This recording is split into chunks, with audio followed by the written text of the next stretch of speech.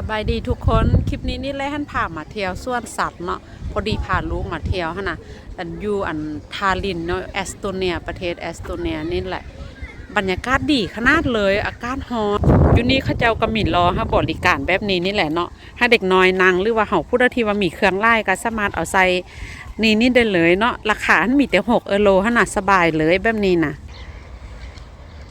ไปเที่ยวสวนสัตว์นำกันไปเลาะเบิ่งสัตว์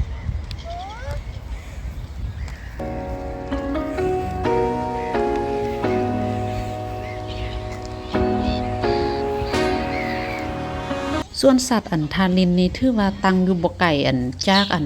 ตัวเมืองเก่าฮะเนาะมานี่ประมาณ15 นาทีหรือว่า10 นาทีก็ฮอดแล้วฮะนะส่วนปีเข้าสมหั่นละแม่นผู้ใหญ่ฮะนะละแม่นคนละ 14.30 ยูโรประมาณอยู่ 335,000 กิบหรือว่าประมาณอยู่537 บาทนี่แหละเทียบเป็นแล้วถือว่าบ่แพงหลายใดเพราะว่าส่วนสัตว์อยู่ฟินแลนด์เนี่ยนะปีเข้าสมนี้29 ยูโรต่อคนฮะนะเกือบว่าต่างกันทบครึ่งเลยฮะนะส่วนเด็กน้อยหั่นอยู่โรงเรียนอนุบาลนี่ล่ะก่อนเข้าโรงเรียนแบบพวกป .1 นี่จะแม่นสามารถเข้าชมฟรีได้เลยเนาะส่วนสัตว์อยู่แห่งนี้นี่ถือว่ามีสัตว์หลายกว่าประมาณอยู่350สายพันธุ์แล้วอยู่ในหั่นก็จะมีอยู่ประมาณ47สายพันธุ์นี่แหละถือว่าเป็นสัตว์ที่ว่าไกลจะสูญพันธุ์แล้วก็มาทึกเพิ่นหั่นเอามาอนุรักษ์มาเลี้ยงอยู่พี่เนาะแล้วในส่วนสัตว์นี้ก็ถือว่ามีนกอูฐนี่นะนกเขานี่หลายได้เนาะที่ว่าเขาเจ้าเอามาเลี้ยงแล้วก็มีการเบิ่งแย่งรักษาค่อนข้างจะดีทิวทัศน์ธรรมชาติถือว่าค่อนข้างจะจัดสรรได้ดีเหมาะสมกับมาท่องเที่ยวมาเลาะมาเที่ยวมาเบิ่งพาเด็กน้อยมาเที่ยวสวนสัตว์ต่างๆมีคนนึงขี้คร้านแล้วบ่ค่อยจะย่างเลยฮะนะถ้าเพิ่นลากเอา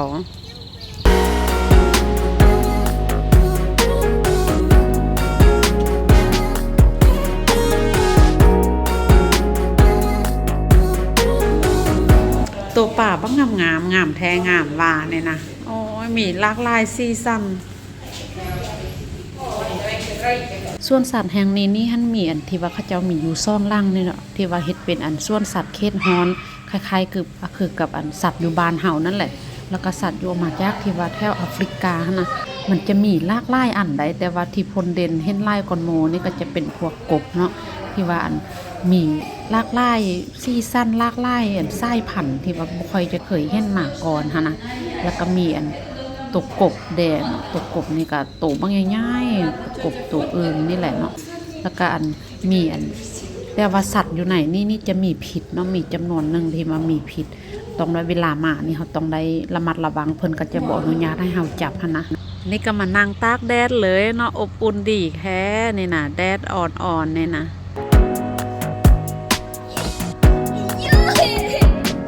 ส่วนสัตว์นี้ถือว่ากวางใหญ่หลายเนาะแล้วก็มีสถานที่ให้เฮามานั่งพักเช้ามานั่งปิกนิกกินข้าวห้องกินมาเองได้เลยเนาะแล้วก็มีร้านอาหารมีร้านกาแฟนี่หลากหลายบ่อนที่ว่าจะให้เฮาหั่นมาซื้ออาหารมานั่งพักผ่อนแล้วก็ที่สำคัญนี่อาหารกะแลมนี่ถือว่าหลายที่สุดเลยเนาะคล้ายไอศครีมนี่นะเต็มทีเลย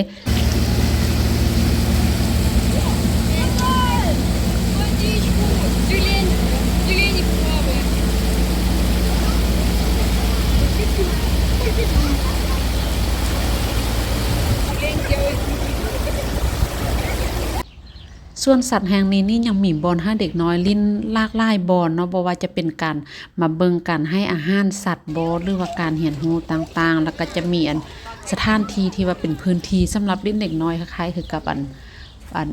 เขาเจ้าสามารถไปโดดไปลิ้นได้ตามสบายของเขาเจ้าเลยเนาะแล้วอยู่ในนี่โดยรวมแล้วที่ว่าไปเห็นมาเนี่ยนะสัตว์นี่มีหลากหลายได้หลายแท้หลายว่าหั่นนะแล้วก็มีตัวมีข้าวเนาะที่ว่าเป็นสัญลักษณ์ของขั้วโลกเหนือเลยเนาะนอนแท้นอนว่าบ่มื่นหูบ่มื่นตาเลยเนาะอากาศก็ดีแด้แล้วอยู่ในสวนสัตว์นี่นะยังมีที่ว่า